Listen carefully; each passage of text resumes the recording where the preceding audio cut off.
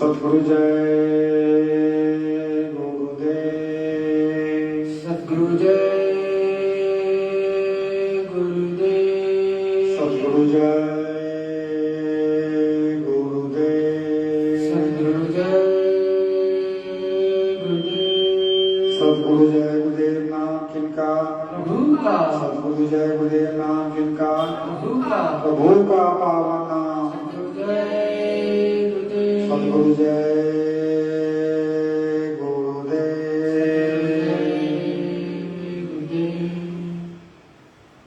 दरबार में सच्चे सतगुरु के दुख दर्द मिटाए जाते हैं। दरबार में सच्चे सतगुरु के दुख दर्द मिटाए जाते हैं।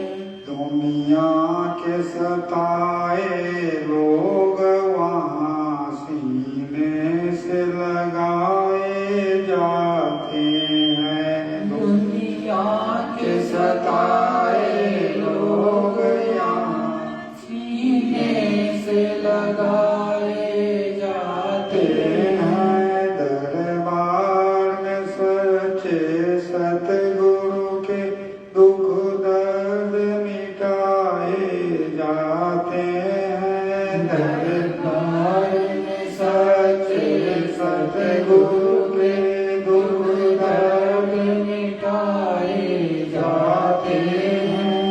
दुनिया के सताए लोग वहाँ सीने से लगाए जाते हैं। दुनिया के सताए लोग वहाँ सीने से लगाए जाते हैं।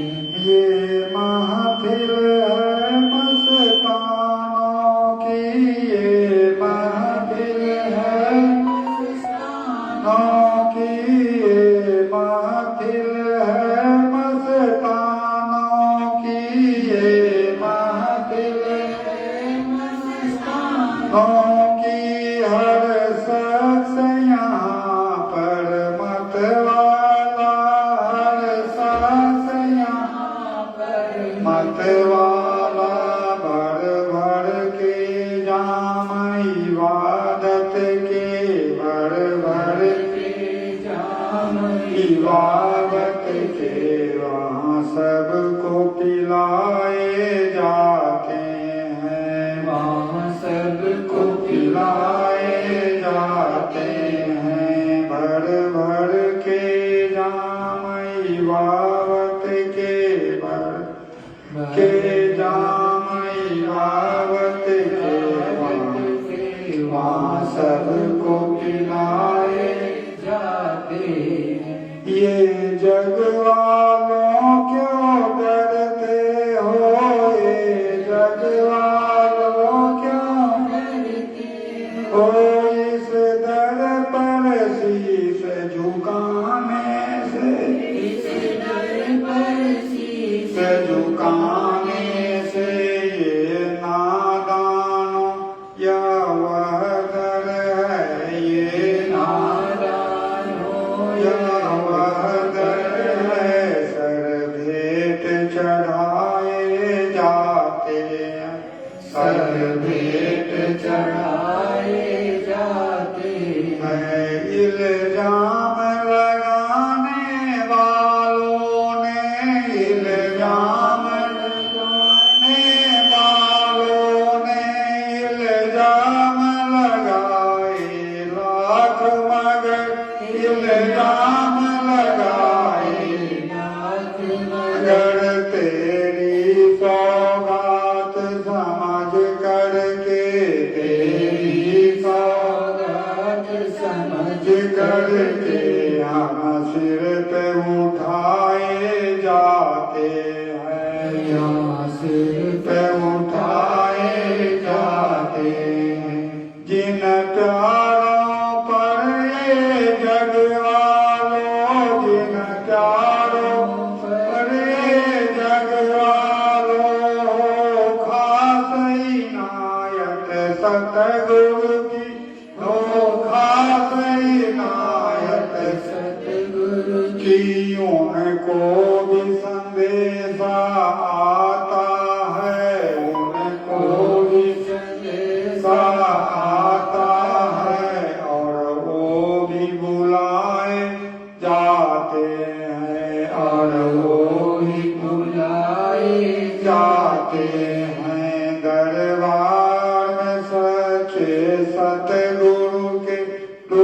दर्द मिटाए जाते हैं दरबार में। सच्चे सतगुरु के दुख दर्द मिटाए जाते हैं। दुनिया के सताए लोग यहाँ सीने से लगाए जाते हैं। दुनिया के सताए लोग यहाँ सीने से लगाए जाते हैं। सतगुरु जय गुरुदेव।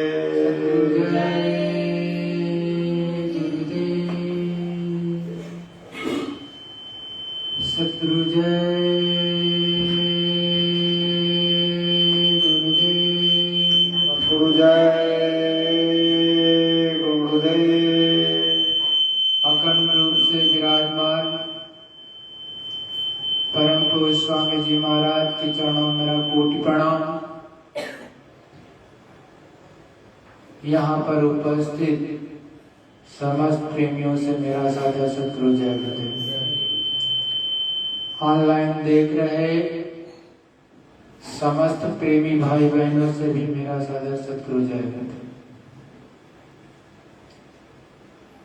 वो मालिक अनामी महाप्रभु इस धरा मंडल पर इंसान के रूप में अवतरित होता है। जब उसकी मौत और मर्जी होती है तो इस धरा मंडल पर आता है, क्योंकि जब तक उसकी पूर्ण सत्ता यहाँ नहीं आएगी बताने के लिए कि इस नगरी से बहुत दूर तुम्हारी सच्ची नगरी, जीवात्माओं का सच्चा वतन यहाँ नहीं अलग है, तो इन जीवात्माओं को तो पता ही नहीं चलेगा। क्योंकि ये जीवात्माएं जो इस धरा मंडल पर हैं, ये सभी की सभी धीरे धीरे करके अपने वास्तविक ज्ञान को भूल गई, अपने सच्चे वतन को, अपने सच्चे देश को भूल गई। इनको पता ही नहीं है कि मेरा सच्चा देश, मेरा सच्चा असली घर क्या है और कहाँ है,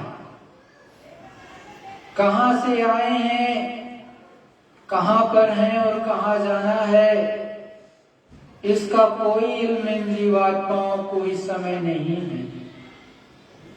इसलिए वो मालिक, वो परमपिता परमेश्वर हमेशा अपने वतन से, अपने सच्चे देश से एक न एक जीवात्मा को नीचे धरामंडल पर उतारते रहते हैं।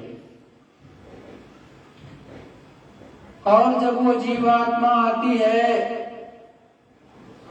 तो बताती है कि देखो आप इस देश के रहने वाले नहीं हो। यदि आप यहाँ के रहने वाले होते तो जितने पीछे चले गए यहाँ से वो भी यहीं रहते, कहीं गए नहीं होते। सतगुरु दयाल बड़े साफ शब्दों में कहते हैं कि जैसे एक बच्चा जन्म लेता है, 5-6 महीने का रहे और तब तक उसका पिता कहीं दूर नौकरी पर चला गया और 25 साल तक वो लौट के ही नहीं आया, और उसके पश्चात वो आया भी 26, 27, 28 साल में या बाद में। तो अब अगर कोई दूसरा कहता है कि देखो तुम्हारा ये पिता है, तो बच्चा ये मानने के लिए तैयार नहीं कि मेरा ये पिता है, क्योंकि 6 महीने की अवस्था में वो, अबोध अवस्था में वो कहीं बाहर चला गया तो उसने 25 सालों तक तो देखा ही नहीं कि मेरा सच्चा पिता किस तरह से है, उसका रंग रूप किस तरह का, उसकी शक्ल किस तरह की, उसकी आवाज किस तरह की, तो उसको तो कुछ पता ही नहीं।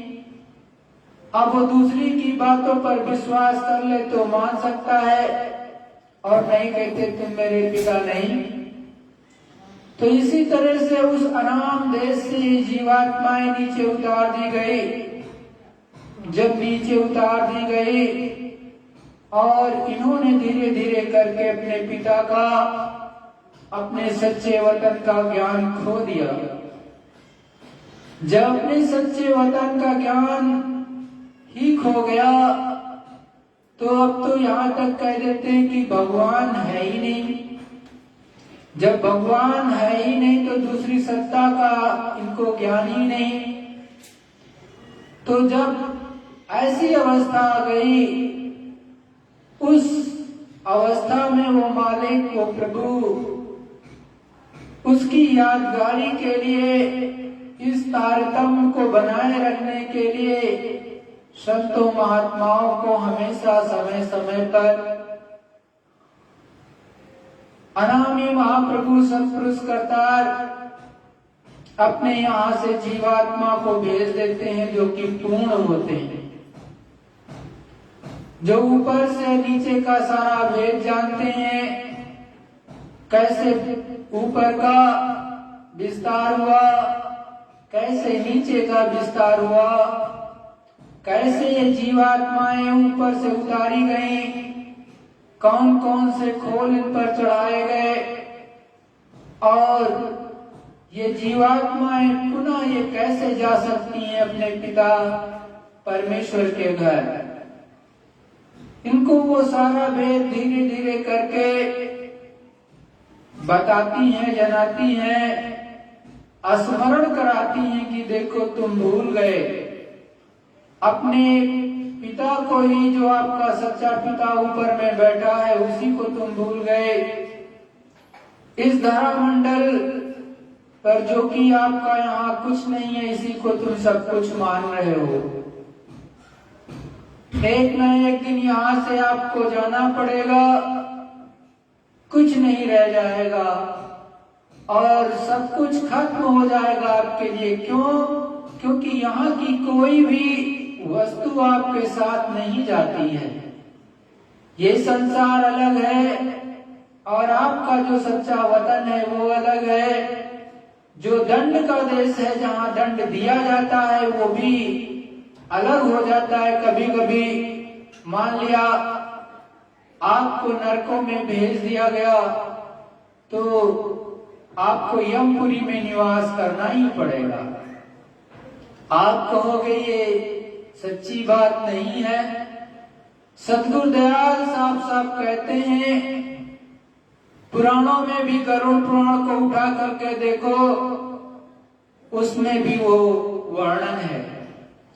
आप उसको तो पढ़ते ही नहीं हो, गरुड़ पुराण को तो हाथ ही नहीं लगाते हो। अपने मन माफिक चीज तो पढ़ लेते हो जिसमें आपका लाभ हो, लेकिन सही सच्ची बात गरुड़ पुराण में भी तो लिखी है कि ये कष्ट आपको मिलेंगे, इन नरकों में आपको डाल करके मारा जाएगा, काटा जाएगा। उसको तो आप पढ़ते ही नहीं हो। तो सच्ची चीज को तो आप पढ़ते ही नहीं, इधर उधर की चीजें पढ़ते रहते हो। तो उनको भी कभी कभी उलट पलट के देख लिया करो, क्योंकि संत महात्मा ऋषि मुनियों ने जो कलाम लिखे हैं वो मिथ्या नहीं हुआ करते। वो तो अपनी जगह पर अमिट हैं और हमेशा वैसे ही रहेंगे। वो तो अपनी अपनी बुद्धि है कि सच्ची चीज को भी झुठला देते, जैसे अपने पिता को भी नहीं मानने के लिए तैयार, क्योंकि देखा ही नहीं 25 साल तक, तो उसको भी नकार दो कि वो तो है ही नहीं। इसी तरह से उस मालिक का अस्तित्व भी आप नकार देते हो कि वो तो कुछ है ही नहीं, जबकि वो पूर्ण रूप से विराजमान और उसी की ये बनाई हुई सत्ता चल रही है। उसका ये तो एक खेल है, एक यहाँ पर वो चल रहा है, किसी दूसरे को दे दिया, उसके द्वारा ये चलाया जा रहा है, उसकी देख रेख हो रही है। समय समय पर यदि आप उनके नियमों का पालन नहीं करोगे, ज्यादा उद्दंडता करोगे, तो प्राकृतिक आपदाएं आपके सामने आती ही हैं। कभी कभी ये इतनी ज्यादा बढ़ जाती हैं कि आप बेबस हो जाते हो, कुछ कर ही नहीं सकते हो, आपकी सारी टेक्नोलॉजी फेल हो जाती है वहां पर। तो वो मालिक है, लेकिन उसने स्वतंत्रता दे रखी है बहुत सी चीजों में आपको पूर्ण रूप से, इसलिए वो हस्तक्षेप बीच में नहीं करता जब तक आप इस मनुष्य शरीर में बैठे हो। इसीलिए संत महात्मा आते हैं और कहते हैं कि देखो ये आपको मनुष्य शरीर बेशकीमती मिला है, इसी में बैठ करके बुरा भी कर सकते हो, इसी में बैठ करके आप अच्छा भी कर सकते हो, इसी में बैठ करके उस प्रभु का सच्चा ध्यान भजन सुमिरन कर सकते हो, इसी मनुष्य शरीर में बैठ करके मुक्ति मोक्ष का जो सच्चा रास्ता गया है उसको, उस पर चल करके मुक्ति और मोक्ष भी प्राप्त कर सकते हो, जन्म मरण के चक्कर से भी छूट सकते हो। लेकिन यदि आप उधर एक कदम नहीं बढ़ाओगे, पीछे की तरफ बढ़ा दोगे, तो ये जीवात्मा करोड़ों करोड़ों सालों के लिए दोजख और नरक में डाल दी जाएगी। वहां से निकलना बड़ा ही मुश्किल है। वो तो जब समय पूरा होगा, कल्पों कल्प साल तक बीत जाएंगे, करोड़ों अरबों साल, तत्पश्चात जाकर के वहां से जीवात्मा पुनः निकाली जाती है, दूसरी खानों में डालते हैं। नहीं तो दुख दर्द को झेलते रहो, उसी में सड़ रहे हो तो सड़ते रहो, आग में जलाए जा रहे हो तो करोड़ों करोड़ों साल तक जलाए जाओगे, और सड़ाए जा रहे हो तो सड़ाए जा रहे हो। आपको काटा जा रहा है तो न जाने कितने सालों तक लगातार काटा जाएगा। आप कहोगे किसी को तो एक ही बार काटा जाता है, 2 बार 10 बार तो काटा नहीं जा सकता। नहीं, वहां का जो शरीर बना होता है वो कर्म जनित शरीर बना होता है।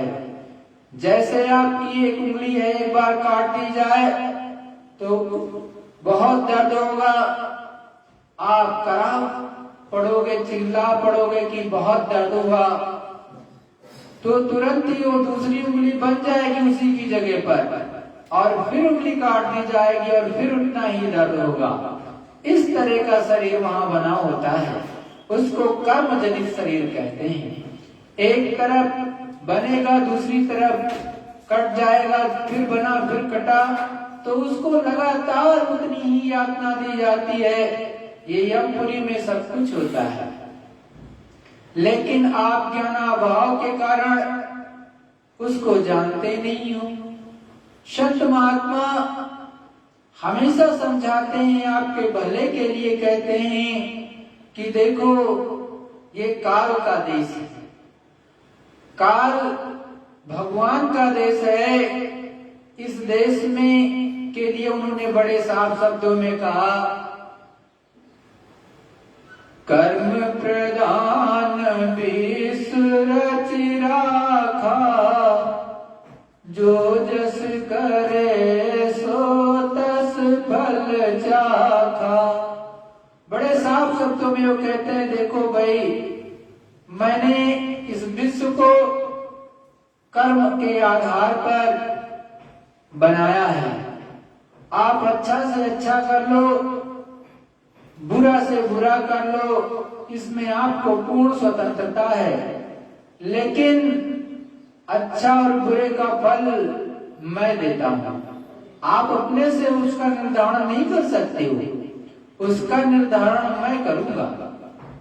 तो जैसा करोगे, इसीलिए कहा भी जाता है जैसा करोगे वैसा पाओगे, जैसा करोगे वैसा भरोगे। ये कहावत में जरूर चली आ रही है, प्रवर्ब के रूप में आ रहा है, लेकिन उसको आप समझते नहीं हो, न जानते हो। वो इस श्लोकों के रूप में वेदों में समाया हुआ है उस मालिक का सच्चा नियम, कानून, व्यवस्था इस संसार को चलाने के लिए कि क्या करोगे तो क्या दंड आपको मिलेगा। बड़े साफ शब्दों में उसमें वर्णित है, लेकिन आप उसका उल्लंघन करोगे तो निश्चित एक ना एक दिन आपको दंड वो देगा, वो बख्शेगा नहीं। वो तो साफ साफ कहता है, मैं किसी का दोस्त दुश्मन नहीं, मैं किसी का अच्छा बुरा नहीं जानता, केवल आपके कर्मों का फल दाता हूं। आप जैसा करोगे वैसा मैं निर्णय करूंगा। तो भी कब? जब आपका ये मनुष्य शरीर छूट जाएगा, उसके तत्पश्चात तुरंत ही, और 1 मिनट में, 1 मिनट से भी कम समय लगता है यमराज के यहाँ पर आपका हिसाब होने में। 1 मिनट में वो आपका हिसाब कर देंगे। जो भी आपने अच्छा बुरा किया उसके आधार पर आपका निर्णय वो धर्मराज के दरबार में हो जाता है। तो प्रेमियों, हमेशा संतों की शरणों में बैठ करके उनसे ऊपर का ज्ञान प्राप्त करना चाहिए कि हमारी जीवात्मा इस नर्तन में रहते हुए इतने ऊंचे आसन पर बैठ करके किस विधि से उस प्रभु परमात्मा को प्राप्त कर ले। जब सतगुरु दयाल आपको सच्ची विधि बता दें कि इस तरह से इस मंत्र के द्वारा ये शब्द है, ये उस प्रभु का नाम है और ये असली इस तरह से रूप है, ये उसकी आवाज है, तो उसको बहुत ही ध्यान से सुनने का प्रयत्न करो। और इधर उधर नहीं मिलेगा आपको, अपने अंदर ही वो प्रभु परमात्मा को पाना है। अंदर का मतलब अंदर बैठा नहीं है वो। आपकी जहां दोनों आंखें हैं, जहां तिलक लगाते हो आप, उसी के जस्ट पीछे नाके पर उस प्रभु परमात्मा ने जीवात्मा को, आत्मा को, सोल को वहां पर उस आत्मा को बिठा दिया है। और ठीक सामने उस प्रभु परमात्मा की आवाज इसी सामने एकदम आती है, यहां तक जो वो बोलता है ऊपर से। उसने एक डोरी डाल रखी है, या सीढ़ी कह सकते हो कि सीढ़ी डाल रखी है, या एक कह दो कि डोरी डाल रखी है शब्द की, आवाज की। केवल आपको इतना ही करना है कि जो आपके ठीक सामने, जहां तक पर जीवात्मा, उसके ठीक सामने जो डोरी आई है प्रभु परमात्मा के यहाँ से, उसको केवल पकड़ लेना है। जब उसको पकड़ लोगे ध्यान से सुन करके आवाज को, आपको किताबों में भी तो सुनाई देता है, चाहे आप रामायण पढ़ते हो, चाहे गीता पढ़ते हो, या कोई दूसरा धर्म ग्रंथ पढ़ते हो, तो उसमें बताया जाता है आपको कि आकाशवाणी हुई, आपको बताया जाता है कि उद्गीत बज रहा है, आपको बताया जाता है कि नाद उत्पन्न हो रहा है। रामायण में भी कहा गया, घुमड़ घुमड़ घर जाई घन घोरा, बाजे ताल मृदंग अनूपा। वो तो साफ साफ आपको बता रहे, लेकिन आप चेतते कहां, पकड़ते कहां हो? वो तो साफ साफ उसमें वर्णन कर रहे कि वो देखो ऊपर में वो शब्द आकाशवाणी के रूप में वो बादलों की गड़गड़ाहट हो रही, और वो अनूप है, बहुत ही अच्छा है, जिसका यहाँ कोई सानी नहीं, उसमें बहुत ही मिठास है और वो चुंबक की तरह आपको उसमें मिलाने की क्षमता है, आपको चिपका ले तुरंत। लेकिन आपने कभी सोचा वो कहाँ बज रहा है, वो कहाँ बज रहा है और किस तरह से मिलेगा, कैसे सुनने को मिलेगा? आपने तो केवल रामायण की एक चौपाई ये पढ़ ली और इधर पढ़ी उधर भूल गए, लेकिन कभी उस पर मनन नहीं किया कि सच्चे संत ने देख करके कुछ लिखा है, उसको फॉलो तो करें, उस पर चलें तो, उसको पाने का प्रयत्न तो करें।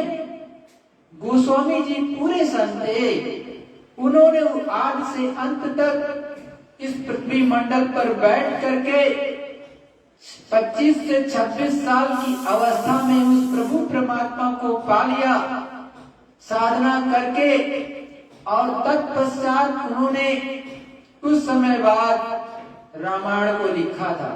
पहले तो घट रामायण लिखा, बाद में लगभग 42 साल की अवस्था में उन्होंने रामचरितमानस को लिखा।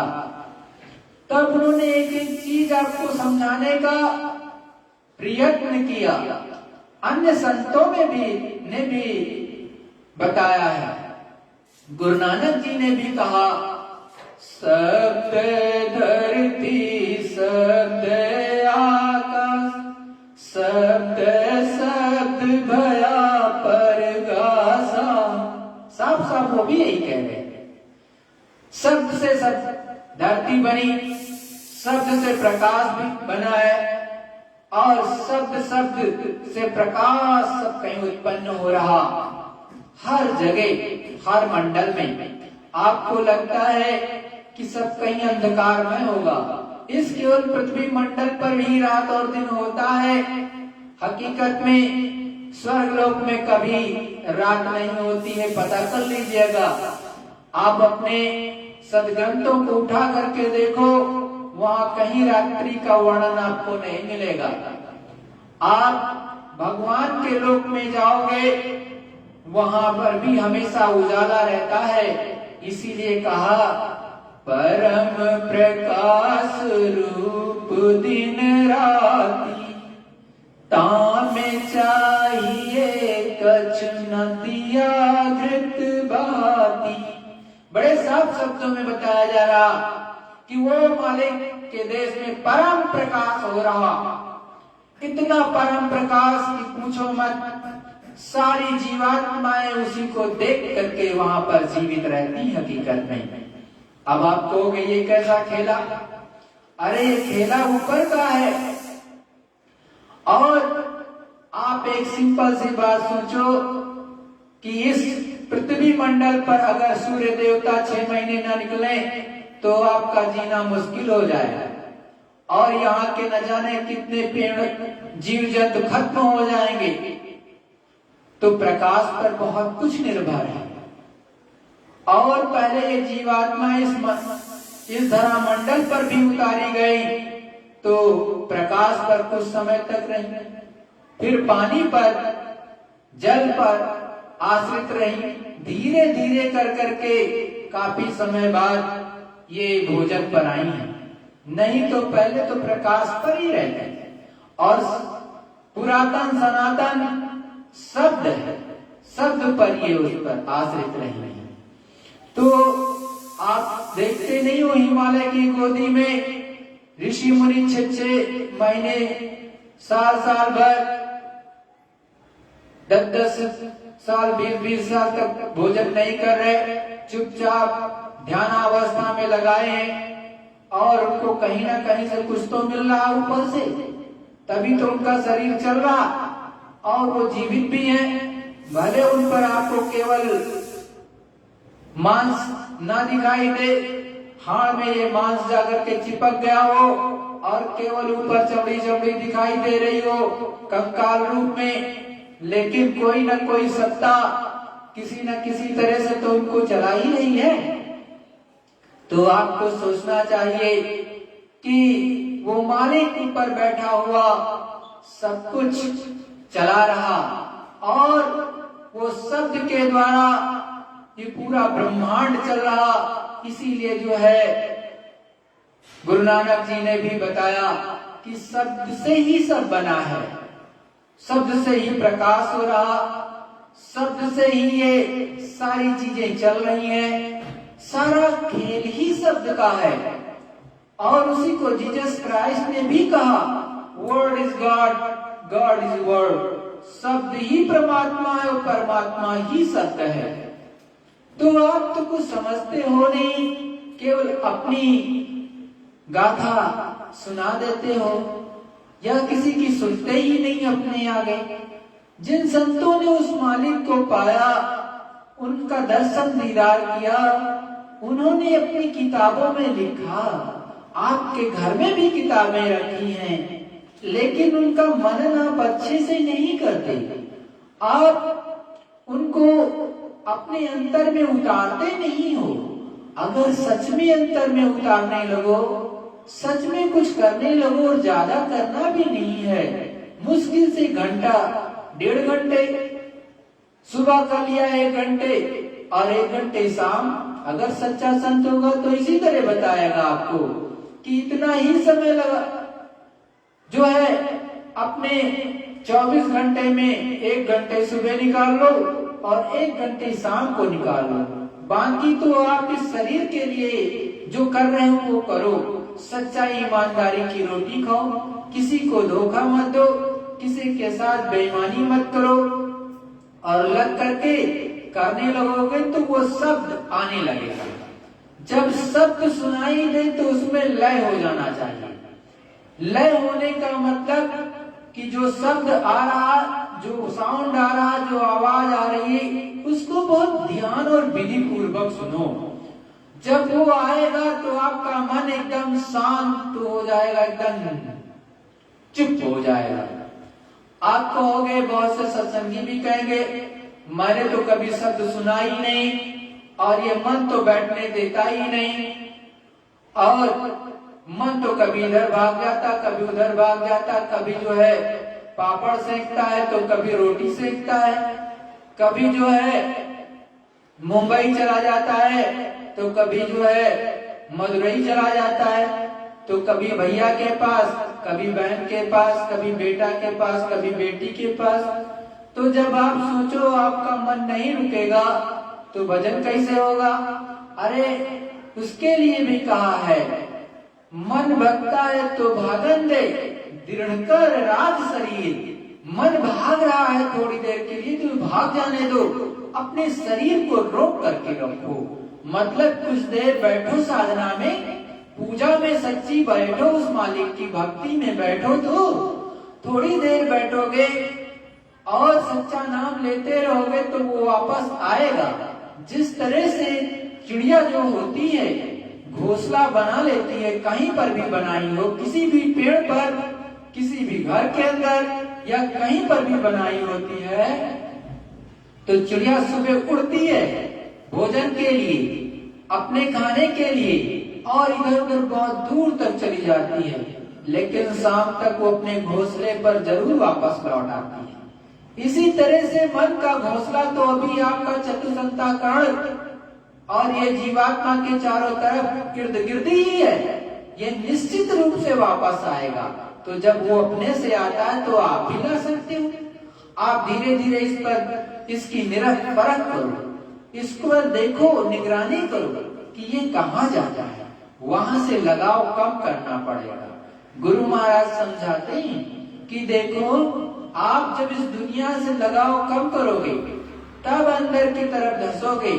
आपका जो प्रकाश है, आपकी वासनाएं बाहर में बहुत फैली हुई हैं, आप अंदर सिमटना ही नहीं चाहते। आप दुनिया के दिखाने वाले प्रेम को अपना समझते हो, एक दिन तो ये सब छूट जाएगा, और जिससे बहुत प्रेम करते हो वो भी दगा देंगे ही निश्चित। चाहे बेटा बेटी हो, वो भी एक न एक दिन ऐसी कड़वी बात बोल देते हैं कि आपका मन खिन्न हो जाता है। तब कहते हो कि ना होते तो अच्छा था, तब ऐसा कहते हो। लेकिन संत सदगुरु कहते हैं कि एक दूसरे की सेवा कर दो, चाहे बेटा हो या बेटी हो या पिता है, माँ है, इसी तरह से सारे संबंध हैं समाज के। आप एक दूसरे की सेवा कर दो, उनसे अपेक्षा मत करो, जो आपकी वो करेंगे वो आप स्वीकार कर लो। तो अगर सेवा भाव में रहोगे तो पहली बात कर्म नहीं बनता, सेवा में कर्म नहीं बनता। और यदि आप ठेकेदार बनोगे कि मैंने किया, तो आप ठेकेदार बनते हो। तो जब ठेकेदार बनते हो तो उसका कर्म बन जाएगा और उसका दंड आपको निश्चित रूप में भोगना ही पड़ेगा। तो सेवादार बनो। तो इस मन की निगरानी करो, ध्यान से देखो और इसको थोड़ा सा बाहर से हटाओ, अंदर की तरफ धंसने का प्रयत्न करो कि कौन सी आवाज आ रही है। जब सुनोगे धीरे धीरे धीरे धीरे तो पहले बहुत बारीक आवाज होती है, थोड़ी देर 10-15 मिनट बहुत धीमी सुनाई देगी, आधे घंटे हो जाएगा तेज हो जाएगा, निश्चित तेज होगी। तो 10-15 मिनट के बाद तेज हो गई तो उसको और ध्यान से सुनो कि क्या हो रहा है। तो ये धीरे से जो मन आपका भाग रहा था ये रुकने लगेगा, ये उसको सुनने लगेगा, इसमें से उसको रस मिलने लगेगा। अब और ध्यान से सुनोगे तो धीरे धीरे धीरे करके प्रकाश भी आ जाएगा और शब्द भी तेज होने लगेगा। फिर देखोगे इतना तेज शब्द आएगा, इतना तेज शब्द सुनाई देने लगेगा कि जो भी सच्चे सत्संगी करते हैं उन सबको ये चीजें मिली होंगी कभी न कभी जीवन में कि एकदम गड़गड़ गड़गड़ गड़गड़ ऊपर की आवाज आने लगी, बहुत तेज धुआंधार एकदम से। कोई ऐसी आवाज यहाँ नहीं इस धरा मंडल पर कि उसके सामने उससे उसका कंपैरिजन कर लिया जाए या उससे उसकी तुलना की जाए, ऐसी आवाज होगी। तो कभी कभी आप डर भी जाओगे, 1-2 बार डर जाओगे, उसके बाद सामान्य हो जाएगा, समझ जाओगे कि इस तरह से उस प्रभु परमात्मा के पास से आवाज आती है। तो उसको सुनने लगोगे और धीरे धीरे धीरे करके बस वो आपको अपने में मिलाएगी, आवाज अपने में धीरे से मिलाएगी, कोई आपको पता भी नहीं चलेगा कैसे मिला लिया। और चुंबक की तरह चिपकाया और ऊपर की तरह आप चल दिए। आप देखोगे कि ये गेट खुल रहा, अब हम निकल रहे सफेद व्हाइट प्रकाश और उसमें प्रवेश कर गए। अब धीरे से देखते जाओ और ऊपर की तरफ बढ़ते चले जाओ। ऐसा ही होता है सतगुरु दयाल की दया से। लेकिन अगर आप करोगे नहीं, उसमें लय ही नहीं होगे प्रेमियों, तो फिर कभी अनुभव नहीं होगा। अनुभव तो तभी होगा जब करोगे। अपने घर में बैठ करके जो गुरु महाराज ने नाम दान दिया है उसका सच्ची विधि के से करो और जैसे बताया जा रहा, जैसे गुरु मान ने बताया आपको वैसी विधि से करो और धीरे धीरे शब्द में लय हो जाओ तो निश्चित आपको अनुभव होने लगेगा। आपके घर में ही होगा, आपको बाहर कहीं जाने की जरूरत नहीं। इसीलिए तो कहा कि आपको इधर उधर जाने की, भटकने की जरूरत नहीं। और उसका उदाहरण हिरण से दिया गया कि वो इधर उधर जंगल में भटकता है कि ये सुगंधी कहां से आ रही है, लेकिन कस्तूरी उसके जो है नाभि में ही बसती है जिससे उसको सुगंधी मिल रही। उसी तरह से आपके ही पास से वो दरवाजा प्रभु के यहाँ गया है, चाहे प्रभु राम के यहाँ चले जाओ और चाहे प्रभु कृष्ण के पास चले जाओ, चाहे आद्या मां शक्ति के पास चले जाओ, चाहे विष्णु जी से मिल लो, चाहे यहीं से पार्वती माता से मिल लो, चाहे यहीं से ब्रह्मपुरी चले जाओ, ब्रह्मा जी से मिल लो।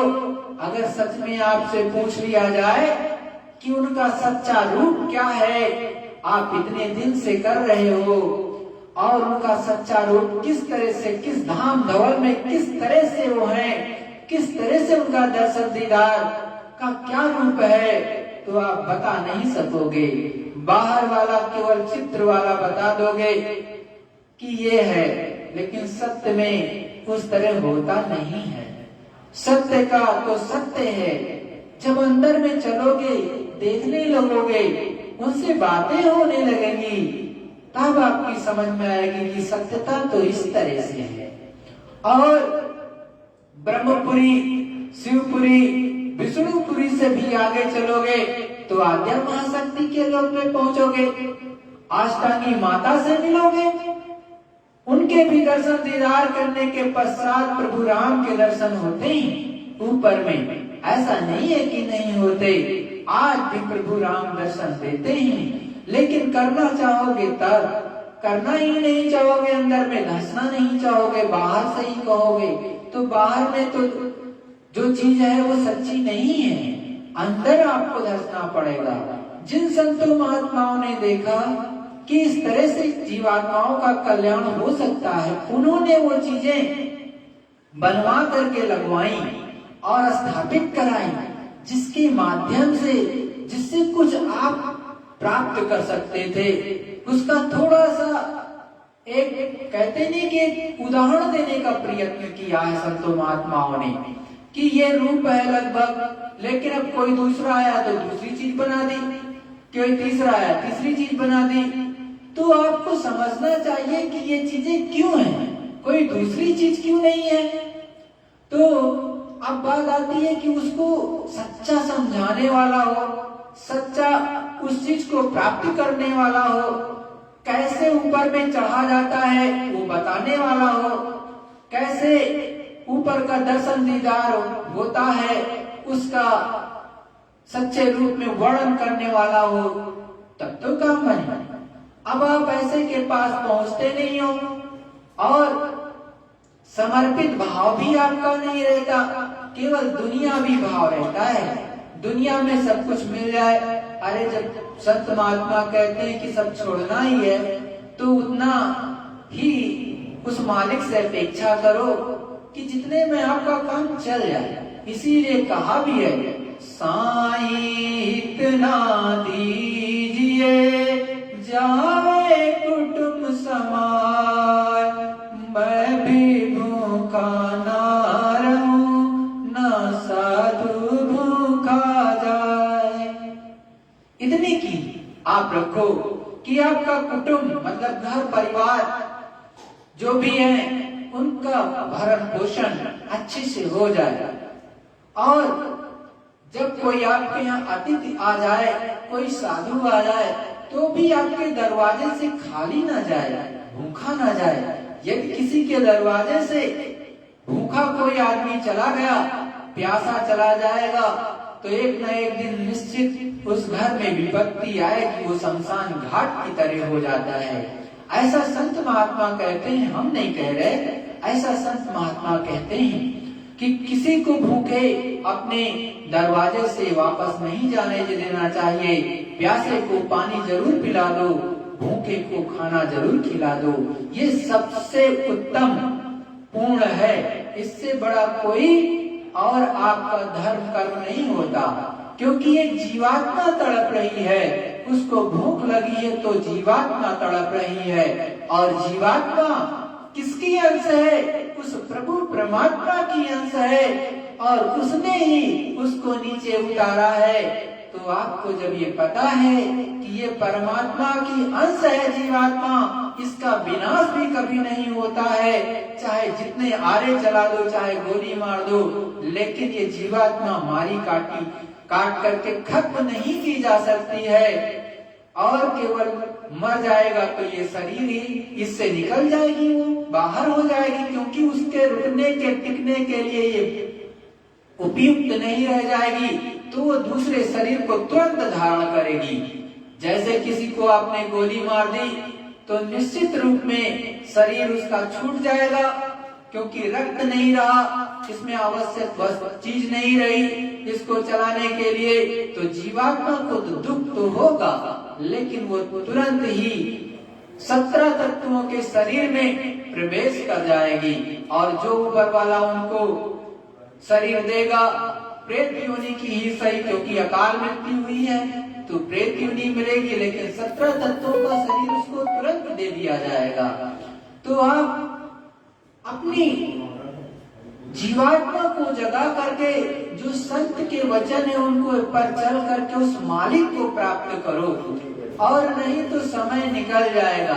समय गुरु महाराज समझाते हैं कि देखो, जैसे सूरज उगता है, अस्त होता है, उसी तरह से वो तो अविरल निकलता रहेगा, अस्त होता रहेगा। लेकिन आपकी श्वासों की पूंजी जो निकल रही है और आ रही और जा रही, आ रही और जा रही, एक ना एक दिन खत्म हो जाएगी।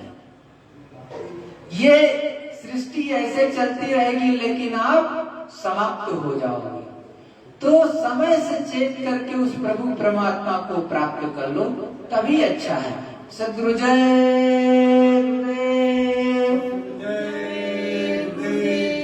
देखो प्रेमियों, ये गुरु महाराज के कलम से कुछ अपने मुखारबिंद से और कलम से लिखा है, उसको जानो, बहुत ही आपके लिए उपयोगी होगा। क्योंकि ऐसे चीजें आपको जल्दी कहीं मिलेंगी नहीं, कोई बताएगा भी नहीं, क्योंकि उसको खुद ही याद नहीं रहता।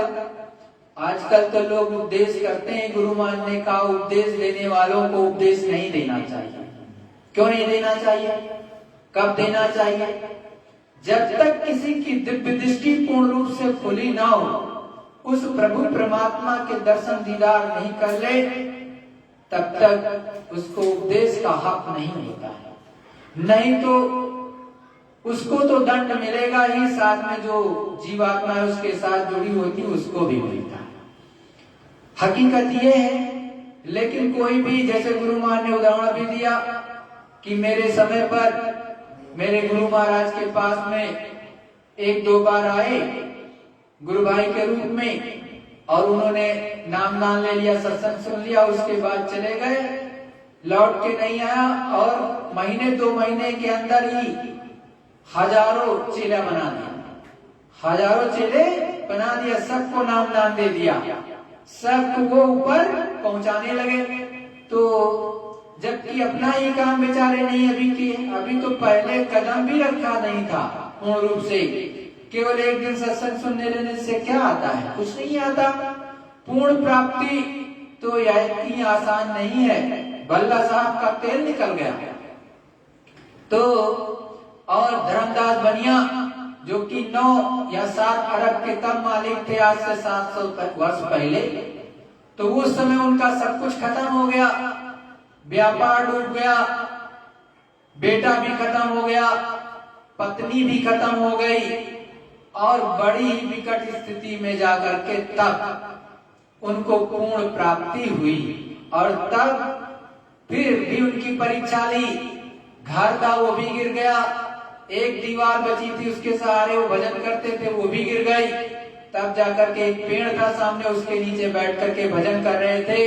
तब कबीरदास जी पहुंचे और पूछा क्या कर रहे हो? कहा भजन कर रहे हैं। कहा कहाँ रहते हो? कहा जहाँ आप रखते हैं वहीं रह रहे हैं। कहा घर मकान? कहा वो सब आपकी मर्जी, खत्म हो गया, गिर गया। तो कहा अच्छा चलो, और अपने आश्रम ले गए, आश्रम पर रखा, कहा अब यहीं रहो।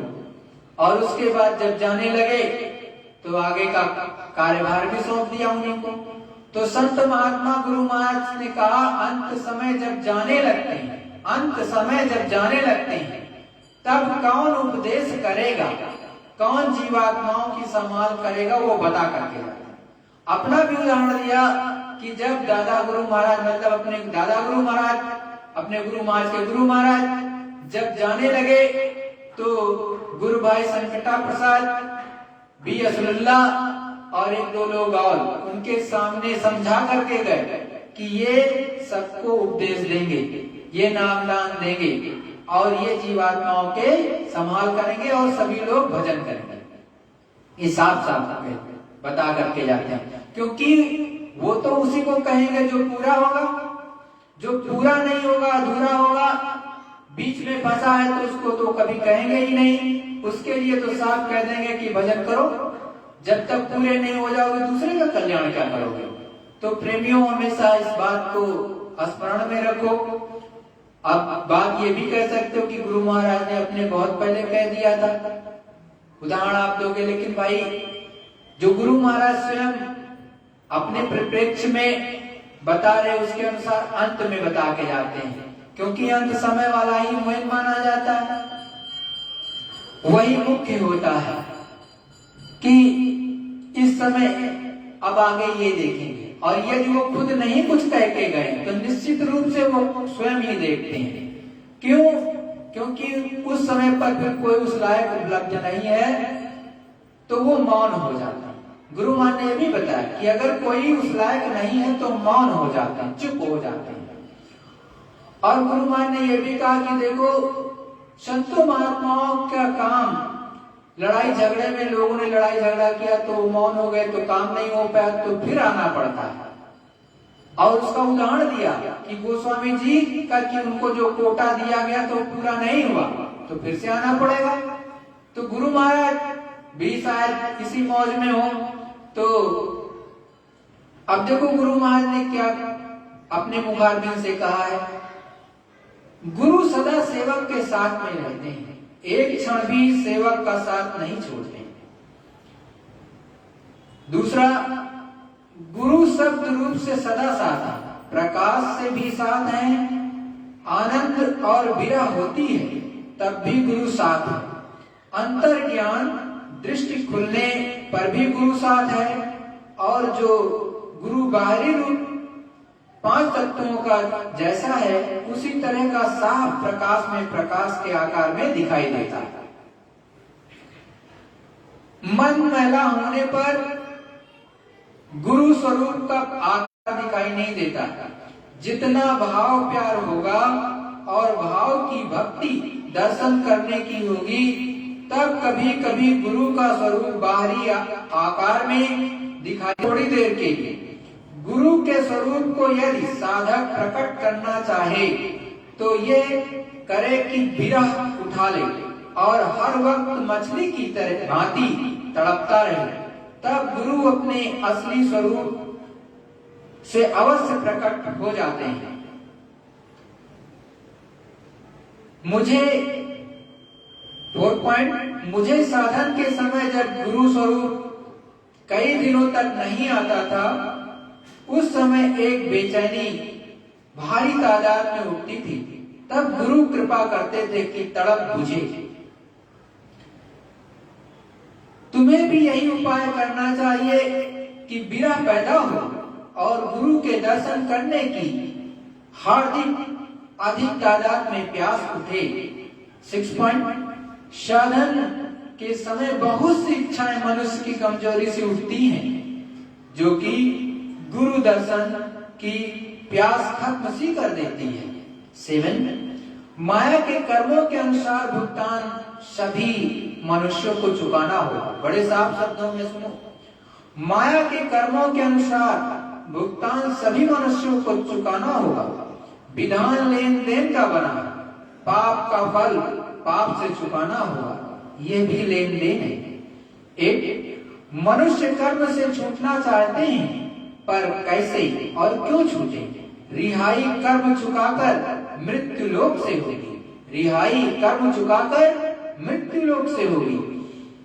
9 पॉइंट, जल्द से जल्द यदि जीव की मुक्ति चाहते हो और कर्म के लेन देन से छुटकारा पाना चाहते हो तो गुरु की शरण में जाओ और उनसे माफी मांगो।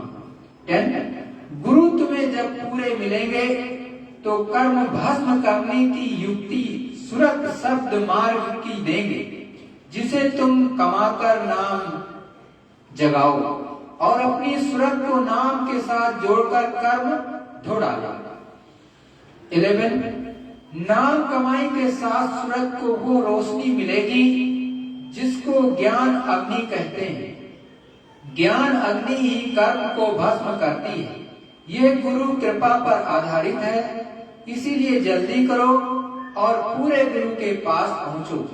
12, कुकर्म करने पर उसी प्रकार के पर्दे कर्मों के आते हैं जैसे लोग जीव हिंसा करते हैं। साधन करने पर उसी प्रकार की सड़ी गली रोटियां उन्हीं जीवों को दिखाई देती हैं जिनको लोग मारते हैं, या और अनेक प्रकार की सूरतें भयानक शक्ल में आकर जगह जगह मांस आदि पकाना तथा जीवों की अनेक खतरनाक अवस्थाएं तथा अनेक दृश्यों से पीटना, कुंड में आग में जलाते दिखाई देना, ये सब साधन की अवस्था या मौत के पहले तथा घोर बीमारी में दिखाई देते हैं, ये सब देखा हुआ सत्य है।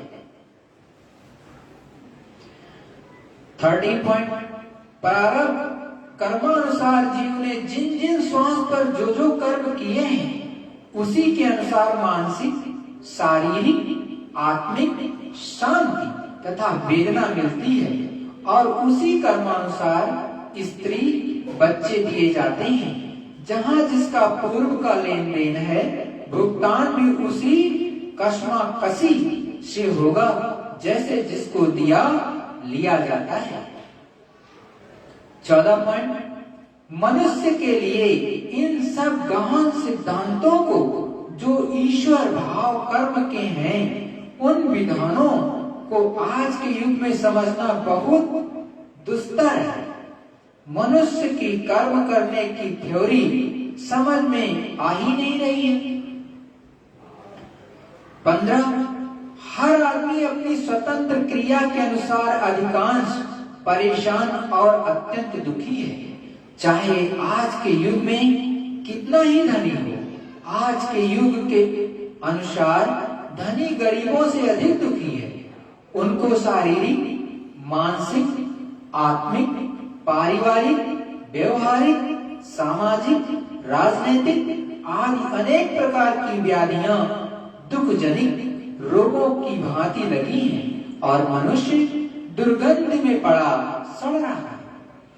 16, साधकों को जो गुरु से उपदेश ले चुके हैं, उन्हें हर वक्त अपनी सूरत के जगाने में तत्पर रहना होगा और नाम रूपी सुधा के पान करने में अपना समय बचाकर पीना होगा, क्योंकि नाम रूपी अमृत ना दिया गया तो सूरत कभी सुखी नहीं होगी और अपने घर में सतलोक ना पहुंच पावेगी। 17, दोनों आंखें बंद करो। गुरु आदेशानुसार जहाँ बिंदु है वहाँ एक टक होकर देखते रहो। मन, बुद्धि, चित्त और सूरत दृष्टि वहीं पर रखो। एक सेकेंड भी संसार भाव में मत जाने दो। नित्य अभ्यास प्रथम में यही करो।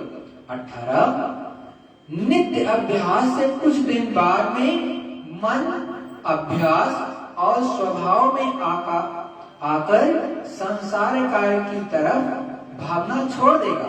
देखो स्वामी जी साफ साफ बता रहे किस तरह से छोड़ेगा।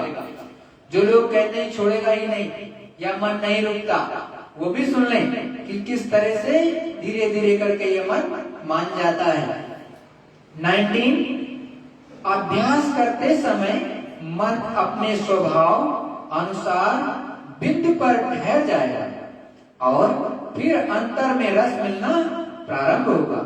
मन का स्वभाव यदि खराब पड़ गया है तो अच्छी चीज भी मन को खराब लगती है, परंतु गुरु कृपा से शुद्धि बुद्धि साफ होगी। 20, जो लोग संत मत में आकर ढोंग करते हैं, जो लोग संत मत में आकर ढोंग करते हैं और जीवों को स्वार्थ में आकर धोखा देते हैं, वो अपने लिए खंडक खोद रहे हैं। काल भगवान अपने विधान अनुसार अवश्य दंड देंगे। काल भगवान अपने विधान अनुसार अवश्य दंड देंगे और गुरु उनकी कोई रक्षा नहीं करेगा। गुरु की रक्षा उसी वक्त हर अवस्था में होगी जबकि तुम उनकी आज्ञा में चलोगे। 21, ध्यान करते समय तुम सदा ध्यान रखो कि रूप जरूर साफ हो। ध्यान करते वक्त समय तुम सदा ध्यान रखो कि रूप जरूर साफ हो, क्योंकि रूप के साथ सुमिरन ध्यान होगा वो तुमको बहुत फायदेमंद होगा। यदि ध्यान के समय यानी दृष्टि की साधना के समय तुम्हारा चित्त मन कहीं जाता नहीं है तो रूप का चिंतन करना जरूरी नहीं है। तुम लगातार देखते चलो और जो भी उसमें से लाइट मिले उसे बर्दाश्त करो। 22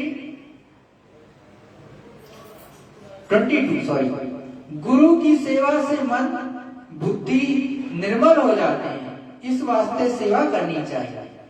23 तन से, मन से, धन से, सूरत से जिसका जितना अधिकार उतना करना ही चाहिए। 24 सुरत शब्द की साधना में विघ्न आते हैं, परंतु गुरु कृपा से वो विघ्न मालूम नहीं होते हैं। 25 शब्द की धार के साथ मिलकर कर्म जाग पड़ते हैं।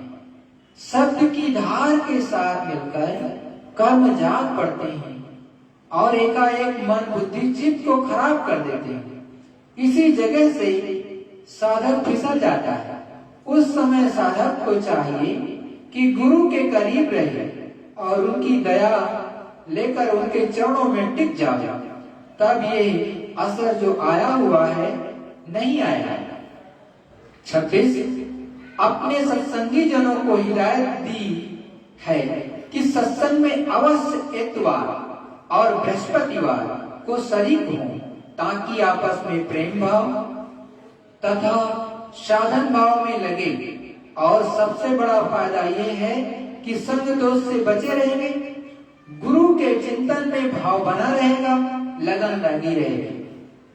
देखो गुरु महाराज के ये शब्द हैं कि आप सबको गुरु महाराज ने कहा, हर सत्संगी को, जिसको भी गुरु महाराज ने नामदान दिया, सत्संग सुनाया, वो सब पर लागू होता है कि इतवार और बृहस्पतिवार को सत्संग में जरूर शामिल होना चाहिए। 27 सत्संगी जनों पर कर्म अनुसार सांसारी बाधा आती है। सत्संगी जनों पर कर्म अनुसार सांसारी बाधा आती है, उसको अपने मित्रों से कहकर हल्का कर लीजिए और मन दुखी ना होगा। 28 संत मत और गुरु की सच्ची हिदायत ये है कि जब तक तुम अपना काम ना करो, जब तक तुम अपना काम ना करो, तब तक उपदेश देने की अधिकारी नहीं हो, तब तक उपदेश देने के अधिकारी नहीं हो।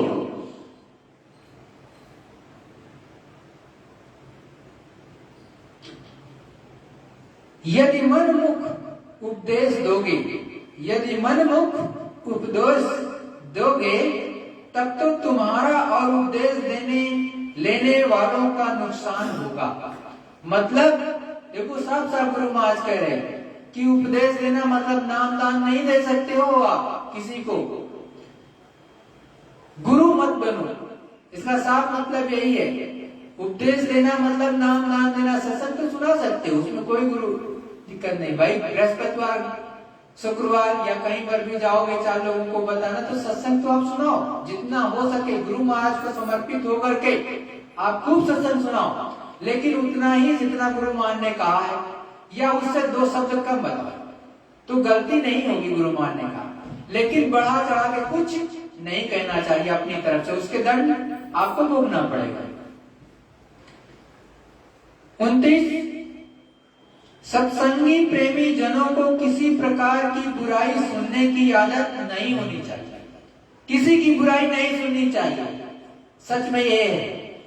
तो और साथ ही साथ गुणों को देखो, अवगुणों को छोड़ो, किसी के गुण को देखो, अवगुण को छोड़ दो। पर जो बुराई की तरफ जाते हो, उन्हें मौका देखकर कह दो कि तुम गलत रास्ते पर जा रहे हो। यदि वह ना माने, उसके भोक्ता वो होंगे, तुम चुप हो जाओ। मतलब कोई किसी की बुराई करता हो, निंदा करता हो, तो उसको पहली बात तो सुनना नहीं चाहिए, किसी के गुण को लेना चाहिए, अवगुण को तो लेना ही नहीं चाहिए। दूसरी बात, अगर कोई आपको सत्संगी दिखे या कोई व्यक्ति है, आपको प्रेम है अगर उससे, तो एक बार समझा देना चाहिए कि आप गलत रास्ते पर जा रहे हो, मौका दे करके। वक्त भी, जैसे कोई बात किसी से कहना होता है तो सही समय पर कहा जाता है, ये नहीं कि वो पता लगा किसी दुख तकलीफ में है, आप जाकर के वहां तब बात कह रहे हो, मतलब वो समय उचित नहीं है कहने का। हर बात को कहने का एक समय उचित होता है, भाव अच्छे हो, प्रेम पूर्वक हो, तब आप अपनी शांति से किसी शब्द को कहोगे तो कोई गौर करेगा, नहीं तो नहीं करेगा, उसका गलत प्रभाव जाएगा। 30 उपदेश देने का उसी को अधिकार होगा। देखो साफ साफ गुरु महाराज कह रहे, उपदेश देने का उसी को अधिकार होगा जिसको गुरु कह गए होंगे, जिसको गुरु कह गए होंगे। गुरु अंत समय आदेश दे जाते हैं कि हमारे बाद कौन उपदेश देगा। देखो ये आज की पत्रिका नहीं है प्रेमियों, ये अमर संदेश गुरु महाराज के सामने जो छपी थी, ये अंक भी मैं बताया देता हूं कि आप दे सको, प्रमाण भी दे सको। ये वर्ष 34 अंक 12 अप्रैल 1992 की है, आज की नहीं है। 31 कुछ लोग गुरु के जाने के बाद इस शौक और शान शौकत में आकर गुरु बनने की बड़ी इच्छा करते हैं कि हम गुरु बने। जीव अकलमंद नहीं है, वो पुरानी रस्म के अनुसार गुरु कर लेते हैं, पर उनका कोई फायदा नहीं होता है और अपना नुकसान करते हैं तथा फायदा ख्याली समझते हैं। फायदा भी ख्याली होगा, आपका फायदा नहीं होगा। 32 हमारे गुरु भाइयों में हमने देखा कि गुरु से उपदेश लेकर 1 माह बाद उपदेश देने लगे और गुरु के सामने हजारों चेले 2 वर्षों में 4 वर्षों में बना डाले और गुरु का दर्शन एक दिन भी नहीं करने आए। 33 कुछ लोग ये सोचते रहे कि हमें गुरु कह दें कि तुम काम हमारे जाने के बाद करना, परंतु तब उन्होंने नहीं कहा।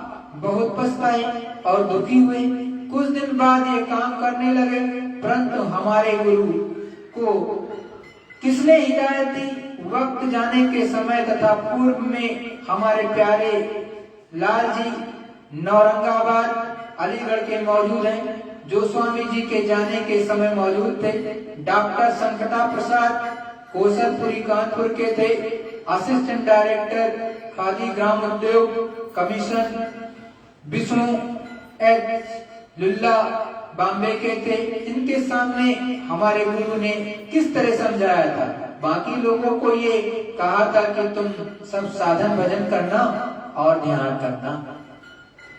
34 भजन करते समय तरक्की होती है और रुक जाती है। भजन करते समय तरक्की होती है और रुक जाती है, इसका कारण यह है कि कर्मों के पर्दे आ जाते हैं या मन किसी सांसारिक चीजों में दुखी तथा फंस जाता है। इसी वजह से भजन में कमी मालूम होती है। और भी कारण यह है कि किसी भारी बुरे काम करने से भी होता है, या संग दोष बुरे आदमियों का लग गया है, या संग दोष बुरे आदमियों का लग गया है। उनके असर तुम्हारे मन बुद्धि पर आ गए हैं। 35 स्वामी जी महाराज के जाने के 14 वर्ष हो चुके हैं। मतलब ये तट्टी बात है, गुरु महाराज ने ये हिदायतें तब लिखी हैं जब दादा गुरु महाराज को गए हुए 14 साल हो गए थे। मतलब 1948 में दादा गुरु शरीर को उन्होंने छोड़ा था और अनाम लोग सत्यलोक धाम गए। तब से 14 साल बाद गुरु महाराज ने हिदायतें जारी की। तो जाने के पूर्व उन्होंने इशारा किया कि सत्संग जल्दी जल्दी करो और हमारे वचनों को याद करो। स्वामी जी महाराज ने पक्के रूप से आदेश हमारे सामने अपने बच्चों को दिया था कि तुम लोग गांव से चले जाना और इस जमीन को बराबर कर देना। सद्गुरु जय गुरुदेव। देखो दादा गुरु महाराज हकीकत में चिरौली गांव में रहते थे। चिरौली गांव तहसील हिंगलाज और जिला अलीगढ़, वहां अपने दादा गुरु महाराज रहते थे गांव में। और वहीं पर गुरु महाराज को नामदान मिला। वहीं गुरु महाराज भी रहा करते थे। अधिकतर तो बाहर चले गए, लेकिन 10-15 दिन के बाद में पहुंच जाते। तो दादा गुरु महाराज जब जाने लगे थे तो उन्होंने अपने बच्चों को, मतलब उनके 4 बच्चे थे, 4 लड़के थे, तो सबको उन्होंने आदेश दिया था गुरु महाराज के सामने पक्के रूप से, इसीलिए कह रहे पक्के रूप से जान लो कि मेरे जाने के बाद तुम यहां से चले जाना। मतलब इस घर को छोड़ देना, अपना अपना कहीं जाकर के बस जाना और वहां पर कमाना खाना। तो और इस जमीन को मतलब जहां पर वो स्वयं रहते थे उसको बराबर कर देना, समतल कर देना। वहां पर सब कुछ बनाना नहीं, मना कर दिया, कुछ बनाना नहीं, समतल कर देना। जैसे लोग मंदिर बना देते हैं, बड़ा आश्रम बना देते हैं, तो उसके लिए मना किया था। तो बहुत लोगों ने बाद में प्रयास भी किया इसके विपरीत, लेकिन कुछ बन नहीं सका, ज्यादा कुछ नहीं हुआ है। तो उनके बच्चे बाद में जो है कुछ आगरा में है, कुछ जहां जहां उनको इच्छा की वहां पर सेटल हो गए, और वो सब सेटल हो गए अपना।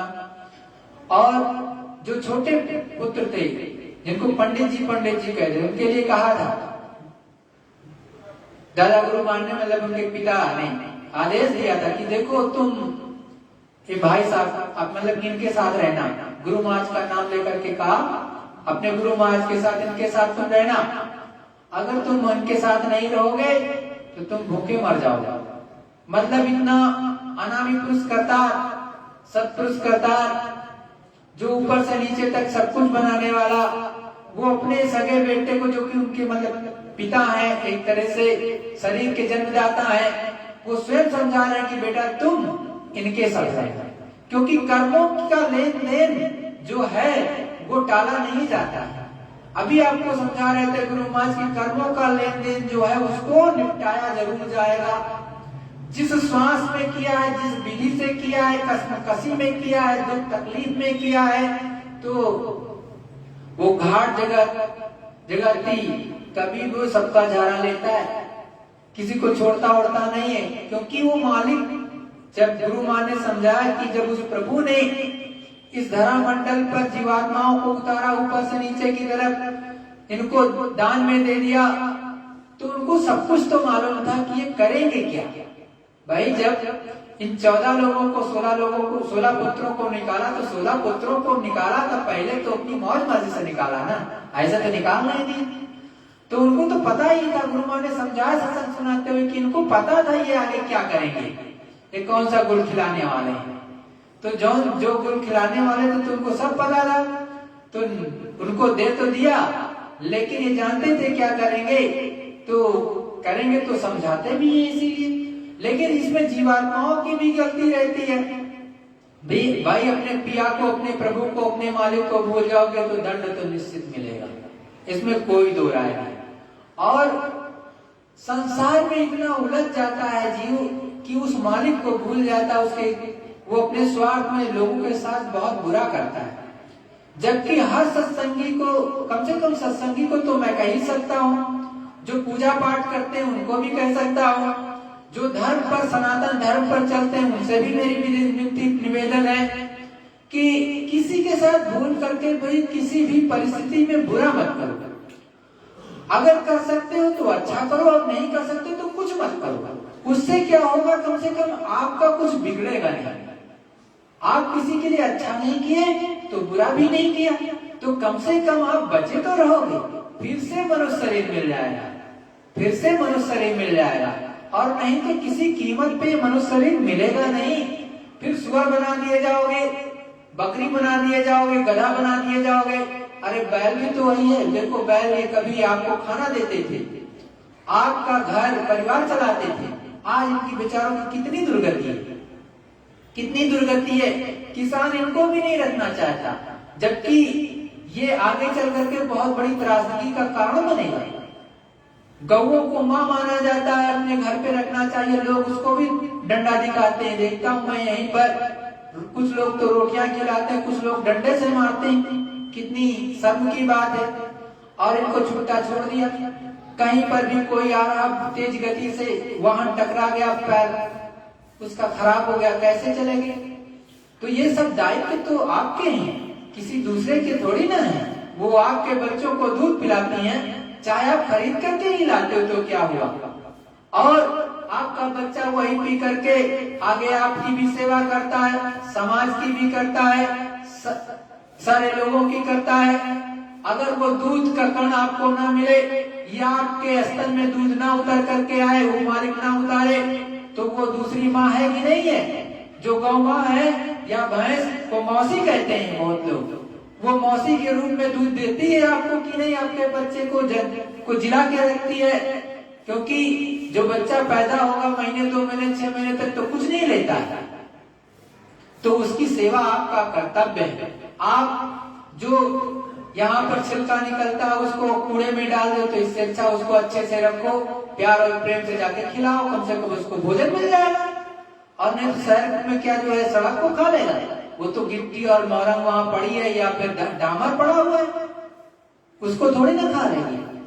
तो ये सब ध्यान रखना चाहिए, हर मनुष्य का कर्तव्य है अच्छा करे और प्रेम प्यार से रहे, तभी तो ये स्वर्ग है। नहीं, ये धरती भी स्वर्ग है, लेकिन स्वर्ग बनाओगे तब तो बनेगा, नहीं तो बिगाड़ डालो। सद्गुरु जय गुरुदेव।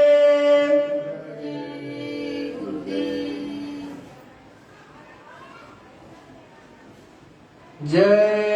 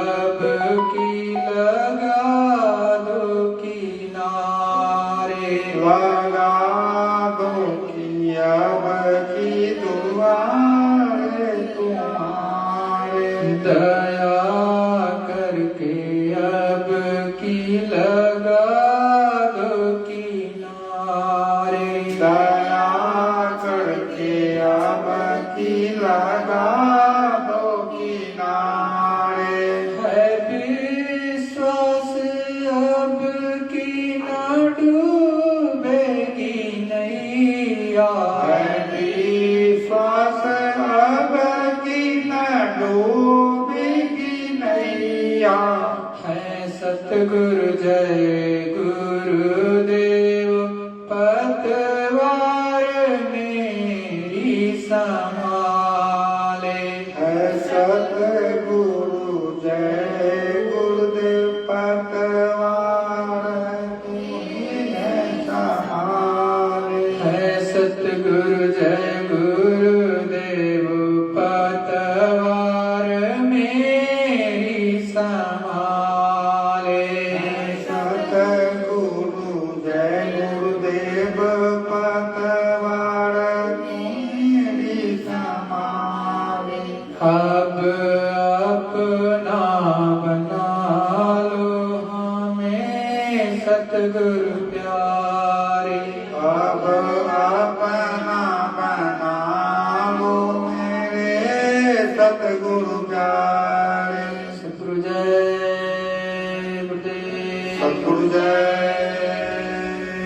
जय गुरुदेव। जय गुरुदेव। गुरु स्वरूप यों पांचों धनियों को विधि पूर्वक दृष्टि प्रणाम करके सभी गुरु भाई बहन जो यहाँ पर उपस्थित हैं और जो ऑनलाइन देख रहे हैं, उन सब से विनती और निवेदन कि विधि पूर्वक दृष्टि प्रणाम करके सभी लोग सुमिरन, ध्यान, भजन अवश्य करेंगे। सतगुरु जय।